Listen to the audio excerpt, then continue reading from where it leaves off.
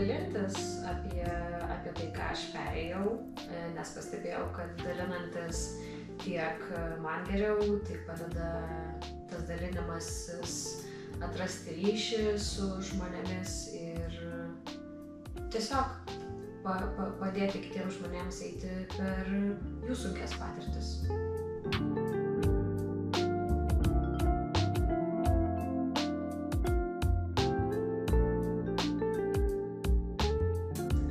Sveikatą turim mes visi, vieni geresnę, kiti blogesnę, bet tiesiog kaip turim fizinę sveikatą, turim psichikos sveikatą ir ją reikia rūpintis taip, kaip geriausiai galim.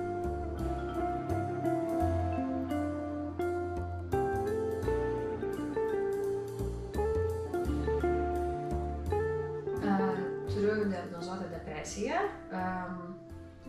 turiu polinkį į ribinį asmenybės sutrikimą, kurį šiaip labai sunku diagnozuoti ir neturiu jo diagnozuoto, bet jaučiu, kad jis veikia mano gyvenimą, esu susidūrusi su panikos atakomis, su disociacijomis ir tai stipriai paveikia mano gyvenimą, nes jaučiu, kad visi šitie dalykai atėjo tada, kai teko pasirinkti, ar aš gyvensiu kažkieno kito sukurtoje dėžutėje, kurioje turiu gyventi, ar gyvensiu taip, kaip man yra artima, taip, kaip man atrodo teisinga. Ir jeigu būčiau pasirinkusi dėžutę, vis dar būčiau turbūt toje depresijoje labai sunkiai, bet pasirinkau gyventi taip, kaip man atrodo teisinga. Ir šiandien galiu džiaugtis geresnė psichikos sveikata, net jei ta depresija karts nuo karto grįžta.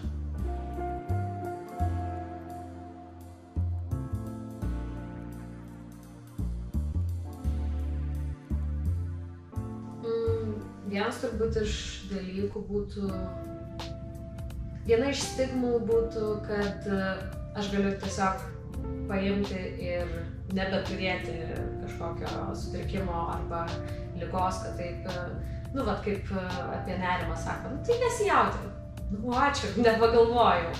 Tai šita turbūt pagrindinė būtų, kad taip galima staigiai paimti ir išgydyti.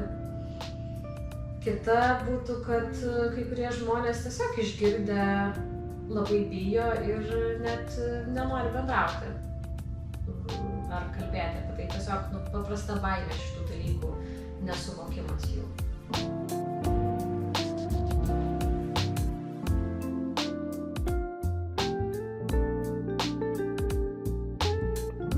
Svarbiausias dalykas yra tai kreipti dėmesį į tai, ką aš mėgstu veikti, ką mėgstu daryti ir tuos dalykus daryti dažniau.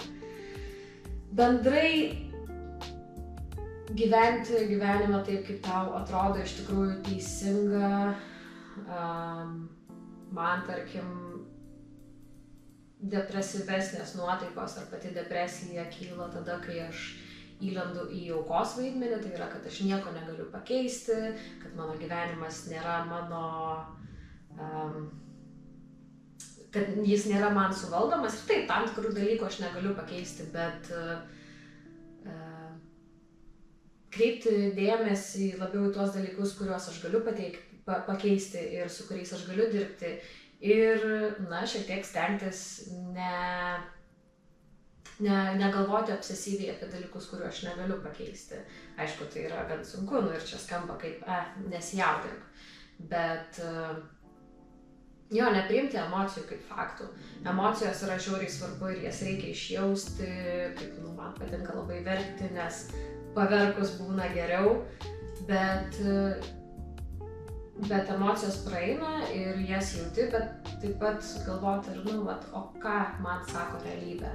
Tai mano tokia higiena būtų, nepriimti jausmų kaip faktų, daryti dalykus, kuriuos aš labai myliu, kurie tiesiog atneša man ramybę, kaip pasivaikščiojimas miške, skeitinimas, piešimas, laiko leidimas su mylimais žmonėm ir suprasti, kad aš kartais galiu kontroliuoti gyvenimą ir turiu pasirinkimą, ką aš galiu daryti.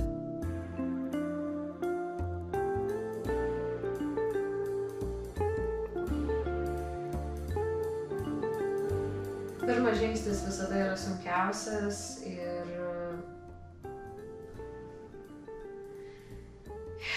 linkiu vilties, kad tai praeis. Mano jau nuvalkiota frazė yra vienintelis pastovus dalykas apie gyvenimą yra jo nepastovumas. Tai jeigu dabar yra blogai, kada nors bus gerai, nes, tiesiog gyvenimas banguoja ir jis nebūna vienodas. Tai prisiminti šitai.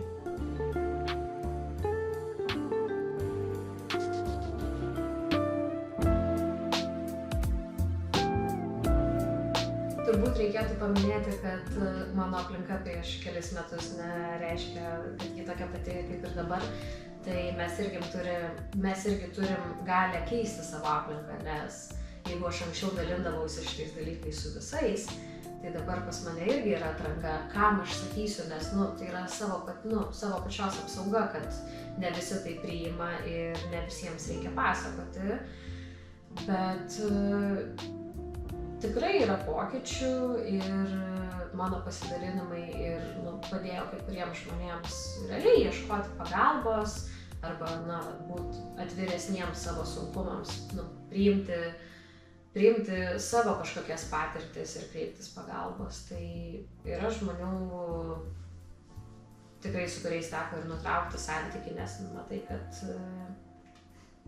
kad neveikia tas santykis ir jis nepadeda man judėti į priekį. Tai pokytis yra, bet ne tik iš visuomenės, bet ir iš manęs.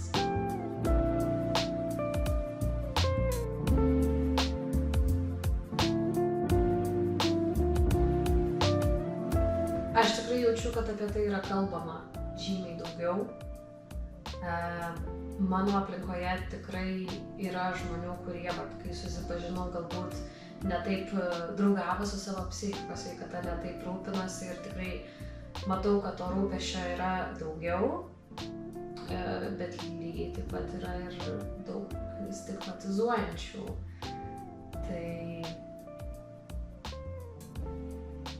Tai sunku pasakyti, bet mano artimiausioje visuomenėje rūpestis savo psichikos sveikata auga.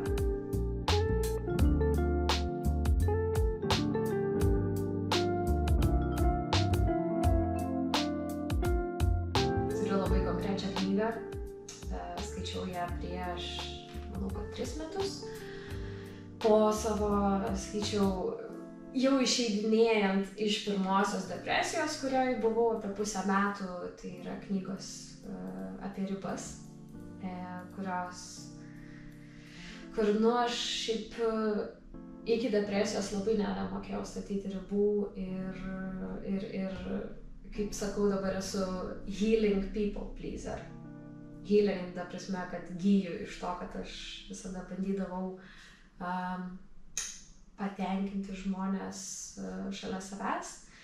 Ir kadangi esu užaugusi tikinčioje šeimoje, kaip ir visada buvo sakoma, kad kitas yra svarbesnis, kito poreikiai yra svarbesni ir turim statyti kitus priešais save. Ir tai tikrai nepadeda su ribų statymu.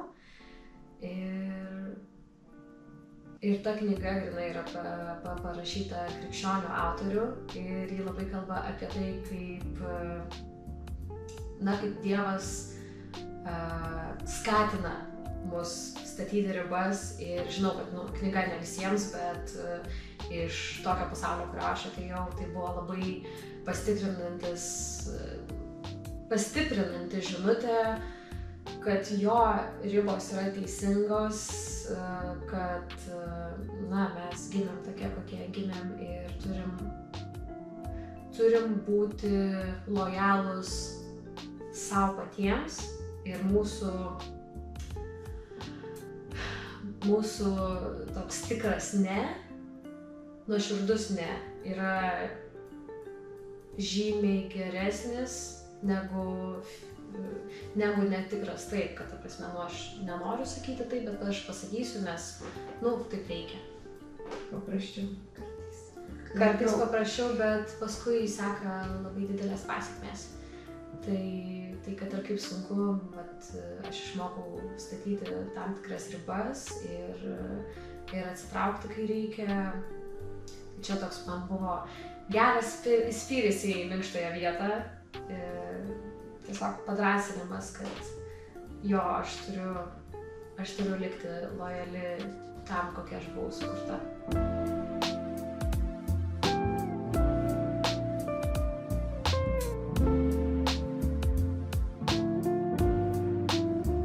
Terapiją aš lankiau pradėjau lankyti pusę metų iki tol, kol susirgau depresiją. Taip pat turiu tikrai palaikantį vyrą, kuris yra psichologas, tad ganėtinai supranta, nors tuo metu pats nėjo per depresiją, tai kai nesi susidūręs su tam tikrais psichikos sveikatos sunkumais, net iš labai gero noro yra, tiesiog sunku suprasti, per ką kitas žmogus eina, nes, tu negali suprasti tos gilumos. Tai aš jau lankiau psichoterapiją ir tiesiog daug apie tai kalbėjau.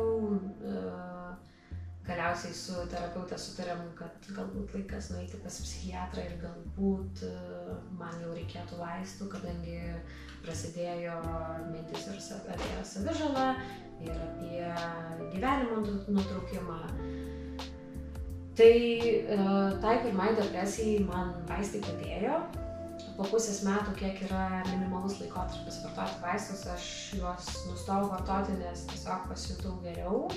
Bet po kelių mėnesių man grįžo depresija ir grįžo žymiai stipriau ir ta vaistų dozė jau nepadėjo ir tikrai buvo labai, labai, labai juodas laikotarpis, kai jau buvo ir savižalos. Tad padariau labai sąmoningą sprendimą ir atsiguliau į ligoninę.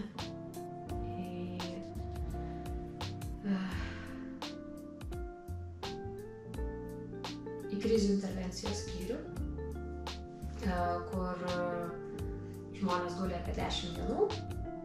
Ir paskui aš lankiau dienos stacionarą, kur buvo dialektinė elgesio terapija, kas yra kognityvinės psichoterapijos pakraipa. Pati ligoninė tikrai padėjo atsitraukti nuo gyvenimo, kasdienybės problemų ir truputėlį susitelkti tai, kas yra viduje, bet pati ligoninė, nėra, kad paima ir išgydo.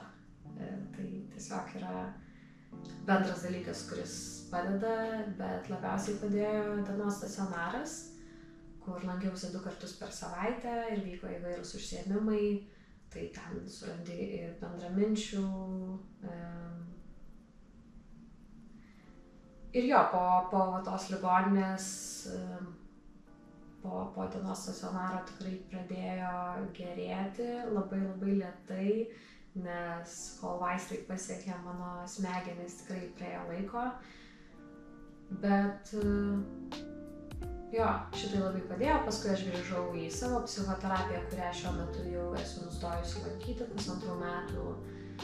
Ir nors iš tikrųjų grinai šiuo metu paskutinį mėnesį man truputėlį vėl buvo ir depresijos epizodų, ir panikos atakų, kas kelia tokio pykčio, kodėl aš po tiek praėjusi vėl turiu tos depresijos epizodus, bet šiuo metu jau esu išsiaiškinusi, kas sukėlė tai ir manau, kad jau atpalaidavau tą spazmą. Tai tiesiog, kas man padeda, tai neignoruoti tų problemų ir tikrai ieškoti, kas jas kelia, kalbėti apie tai, kreiptis pagalbos, kai reikia, žinoti, kad kiti žmonės nori man padėti, priimti jų pagalbą.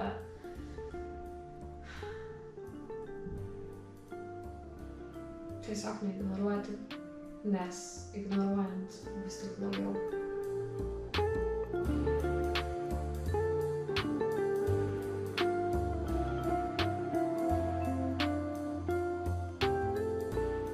Šiaip grynai šiuo metu tai surfskeitas. Prieš savaitę gavau lentą, tai dabar važinėju ir tiesiog jaučiuosi labai laisva, labai vėjas plaiksto plaukus ir draugystė su savo geriausia drauge Veronika, kuri atėjo į mano gyvenimą prieš 1,5 metų ir atrodo, kad šitos draugystės laukiau visą savo gyvenimą ir viskas, per ką praėjau, buvo verta, kad sulaukčiau šitos, atrodo, viską atpildančios draugystės.